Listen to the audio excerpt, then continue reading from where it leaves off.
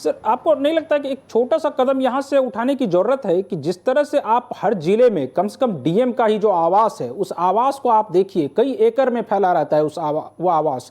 तो आपको नहीं लगता है कि कम से कम अगर वो जनता के सेवक के रूप में हैं तो वहां पर उनका आवास उस तरह से ना हो कि वो राजा की तरह दिखें, वो भी सेवक की तरह कम से कम दिखना तो चाहिए। और इसके लिए ये कदम उठाने की जरूरत है कि कम से कम उनके आवास को, हम ये नहीं कहते हैं कि उनका आवास उतना बड़ा है तो वो बहुत गलत है, लेकिन उनके आवास को अगर छोटा किया जाए तो इससे हमको लगता है कि एक बदलाव यहां से शुरू हो सकता है।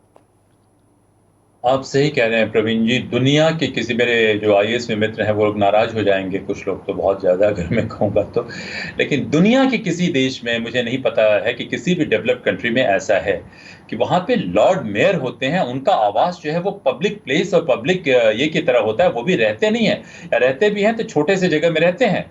ये तो बनाया गया था जनता को इंटिमिडेट करने के लिए। जो यूरोप के, इंग्लैंड के जो बी ग्रेड के, सी ग्रेड के जो लोग हुआ करते थे, मैन पावर हुआ करते थे, वो आते थे और यहाँ बनाया गया था कि जनता को भयभीत करके, आतंकित करके रखे और इंसेंटिव देने के लिए कि इंग्लैंड से लोग यहाँ पे आए, क्योंकि यहाँ पे आना तो कोई चाहता नहीं था। तो उसको जो है कंटिन्यू करने की लॉजिक क्या है समझ में नहीं आती है। दूसरा, डीएम जैसे पोस्ट की कोई जरूरत नहीं है। कई दफे मैंने कहा है कि वहां पे उस पोस्ट को चीफ एग्जीक्यूटिव ऑफिसर बनाया जाए, सीईओ बनाया जाए।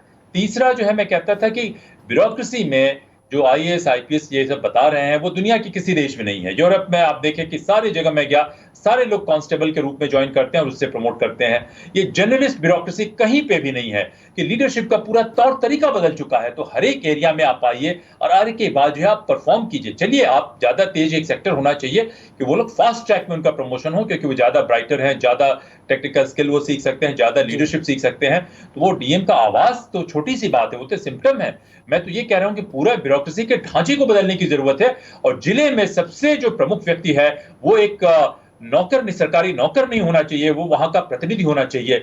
और इसमें जो जिला परिषद और जो ब्लॉक और ये ग्राम सभा वाले ये है, उसको मजबूत करें। और उसमें ये नहीं कहे कि वहां से क्रिमिनल आ जाएंगे। आप लॉ एंड ऑर्डर को सुधारिए।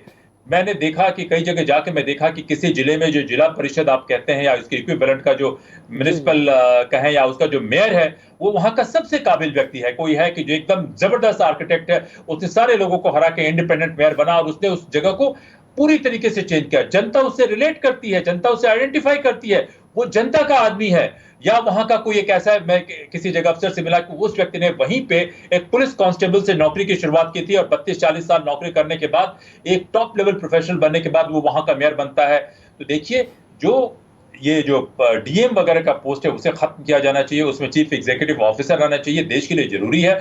और पूरे ब्यूरोक्रेसी मैं कहता हूं कि सारे लोग एक लेवल पे ज्वाइन करें और उनका परफॉर्मेंस क्या होता है, ये अभी बहुत एक गोलमोल सा ढांचा बनाया हुआ है, वो नहीं चलेगा। उनके परफॉर्मेंस के बेसिस पे प्रमोशन हो और नेताओं की कोई हस्तक्षेप नहीं है उनके काम में, उनको पूरी ऑटोनॉमी, पूरी इंटेग्रिटी मिले। लेकिन ये बहुत विजुअल थिंकिंग है, क्योंकि इतने सारे वेस्टेड इंटरेस्ट है, वो आने नहीं देंगे। सब कुछ कहने के बाद मैं कहूंगा प्रवीण जी कि हमारे देश के हर एक सेक्टर में बहुत तेज लोग हैं और ब्यूरोक्रेसी में तो काफी अच्छे लोग मैं जानता हूं कि उनकी इंटेग्रिटी भी अच्छी है, उनकी इंटेलिजेंस भी बहुत अच्छी है, उनकी आईक्यू भी बहुत अच्छी है, उनकी नीयत भी बहुत अच्छी है। लेकिन ये पूरा व्यवस्था ऐसे बनाया गया है जिसमें कुछ लोगों का वर्चस्व कायम रहे, और जब लोगों का वर्चस्व कायम रहेगा तो भ्रष्टाचार रहेगा और देश कमजोर होता रहेगा।